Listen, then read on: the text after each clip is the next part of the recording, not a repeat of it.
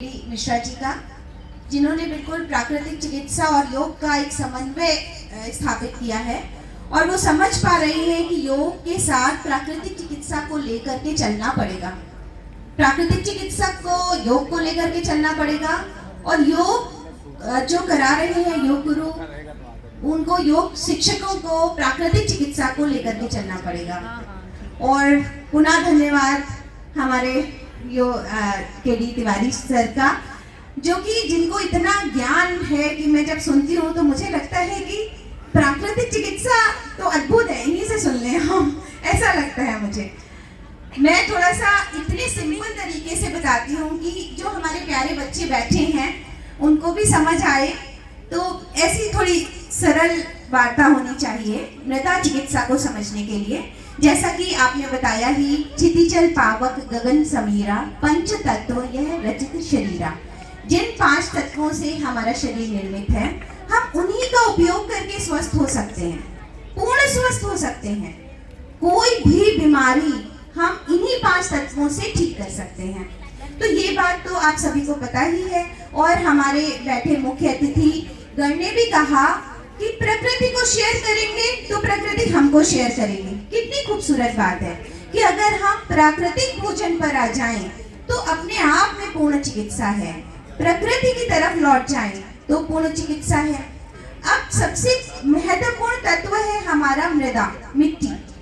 मिट्टी से ही तो हम अनाज उत्पन्न कर रहे हैं, और जो फल हम ले रहे हैं, जैसे आप फलाहार पर हैं, साग सब्जियां खाते हैं, तो प्राकृतिक जो तत्व उसमें मौजूद हैं आप उसी तरीके से उसको ले रहे हैं। आग का आविष्कार तो बहुत बाद में हुआ है, तो अगर मिट्टी ना हो, मृदा ना हो, तो ये भी नहीं मिलेगी। मृदा तो इससे भी ऊपर है। तो मिट्टी को शुद्ध अवस्था में रखना और मिट्टी का महत्व समझना बहुत जरूरी है। बहुत प्राचीन काल में देखा गया कि जब कभी बहुत जानवर बीमार होता था, जहाँ से प्राकृतिक चिकित्सा को समझा गया, सीखा गया और इसको एक चिकित्सीय रूप दिया गया। तो इसको देखा गया कि जैसे किसी भी बकरी या जानवर या भैंस, गाय, उनके पैरों में जब कभी तकलीफ होती थी, या आफ्टर जब उनको बच्चा हुआ, ब्लीडिंग हुई, या कोई भी और प्रॉब्लम हुई, तो सबसे पहले जानवरों पर स्टडी की गई कि वो पानी के पास जाकर के लेटे रहते हैं, मिट्टी के पास जाके लेटे रहते हैं, आधी मिट्टी में लेटे रहते हैं, कीचड़ में आधे चले जाते हैं और वो पुनः ठीक हो जाते हैं।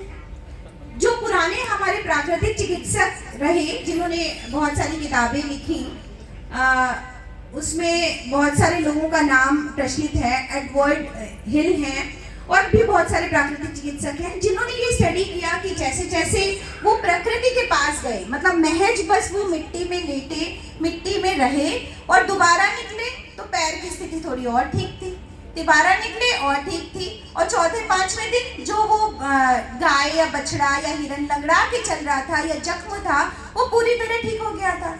तो आश्चर्य और अद्भुत हुआ। और जो पेट की तकलीफें थी, वो महज क्योंकि 4 पैरों पे होने की वजह से, वैसे भी आप ग्राउंड जो ग्रेविटेशनल फोर्स है पृथ्वी के पास होते हैं, तो उसकी वजह से आपको पेट संबंधित बीमारियां नहीं होती हैं। और अर्थ की मैग्नेटिज्म काम करती है, गुरुत्वाकर्षण काम करता है, और मिट्टी की नमी भी काम करती है। बट जैसे जैसे हम खड़े होते गए, वैसे वैसे हम अर्थ ग्रेविटेशनल फोर्स से अगेंस्ट होते चले गए। तो ऐसे में हमारा पेट बहुत ही दूर हो गया पृथ्वी से। दूसरे, हमने चप्पलें पहनी और हम प्रकृति से दूर होते चले गए, और हम सारे लाइफस्टाइल रिलेटेड डिजीजेस से आती चली गई हमारे पास। तो इसमें मिट्टी चिकित्सा का उपयोग हमारे प्राकृतिक चिकित्सा में किया गया, जिसमें हमने मिट्टी को बहुत ही सरल तरीके से, आपने सुना ही होगा, जगह जगह आप गए तो इस मिट्टी में कॉपर बहुत है, ये लाल मिट्टी है, ये बलुई मिट्टी है, ये चिकनी मिट्टी है, और ये इस तरीके से फायदा करती है, ये बालों के लिए फायदा करती है। सबसे ज़्यादा जो प्रभावशाली रहा वो है मुल्तानी मिट्टी का उपयोग। उसका बहुत सारा उपयोग बहुत सारे फेस पैक बनाने में, सौंदर्यकरण में किया गया। और सिर्फ वहीं तक हमें पता है, हमें सिर्फ इतना ही पता है कि मुल्तानी मिट्टी से बाल धोएंगे या चेहरा धोएंगे या नहाएंगे तो हमें अच्छा महसूस होगा।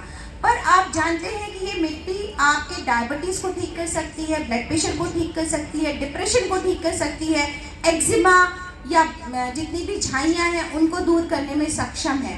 तो मतलब मिट्टी आपके शरीर को रिजनरेट कर सकती है। जहाँ कहीं भी आप मिट्टी का उपयोग करेंगे वहाँ पर नई सेल्स बननी शुरू हो जाती हैं। मिट्टी आपके शरीर की गर्मी को सोखने में सक्षम है। तो हमारे चिकित्सालय में जो मिट्टी को हम लोग इस्तेमाल करते हैं वो तो 3 तरीके से करते हैं। पहले तो ये समझें कि मिट्टी को कैसे बनाया।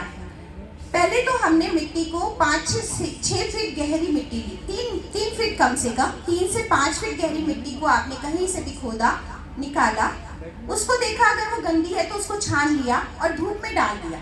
1 से 2 दिन में जब वो धूप से सूख गई पूरी, छान भी लिया, तो आपने उसको, वो तैयार है आपके शरीर का शोधन करने के लिए। उसको रात में भिगो दीजिए, जब वो 7-8 घंटे भीग जाएगी अब वो तैयार है आपके शरीर के ऊपर एप्लीकेबल होने के लिए। अब आप उसको आंखों पर लगा सकते हैं। जितने भी हमारे ओपन पोर्स हैं, जैसे कान है, आँख है, नाक है, एनस है, गुदा है, विजाइना है, तो इन जगहों पर, या कोई खुला हुआ घाव है, इन जगहों पर हम एक पतले मार्किन के कपड़े पे मिट्टी लगाते हैं, मिट्टी का लेप, उसको फोल्ड करते हैं और तभी रखते हैं, डायरेक्ट नहीं रखते। पर बाकी जो हमारे ऑर्गन्स हैं, जैसे हमारी रीढ़ की हड्डी, हमारा पेट, हमारे घुटनों के दर्द में घुटने और पूरा शरीर, इस पे हम ऐसे ही लेप कर सकते हैं, सीधा मिट्टी को लेप कर सकते हैं। रखने का तरीका, यहाँ पे बच्चों ने पेट पे मिट्टी की पट्टी ली, आँखों पर ली, और हम लोगों ने पूरे शरीर पर भी लेप किया। शरीर पर लेप करने से आपकी पूरा ऊर्जा तंत्र ही बदल गया। जिन बच्चों ने नहाया है, आप प्लीज, जो बच्चों ने फुल बॉडी मड पैक लिया, आइस मड पैक लिया, स्टमक मड पैक लिया, वो स्टेज पे आ जाए। तो जिन बच्चों ने पूरा नहाया वो बताएंगे शायद उन्होंने पहली बार नहाया। इसको मैं कहती हूँ आपके सरल शब्दों में समझाने के लिए, सेलुलर बाउंड्री। कोई बात नहीं।